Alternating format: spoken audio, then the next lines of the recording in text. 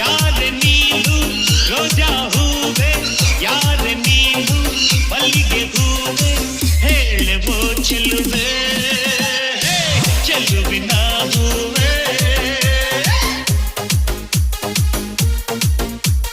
DJ Srikanth SS. ಹೂವಿನಲ್ಲಿ ಹೆಣ್ಣಿನ ಅದ್ದ ನೋಡು, ಹೆಣ್ಣಿನಲ್ಲಿ ಹೂವಿನ ಬಣ್ಣ ನೋಡು, ನಿಂದೆ ಹೂವೆಂದು ಪ್ರೀತಿ ಮಾಡು, ಹೆಣ್ಣಿನಲ್ಲಿ ಸಂಗೀತ ಕೇಳಿ ನೋಡು, ಸಂಗೀತಕ್ಕೆ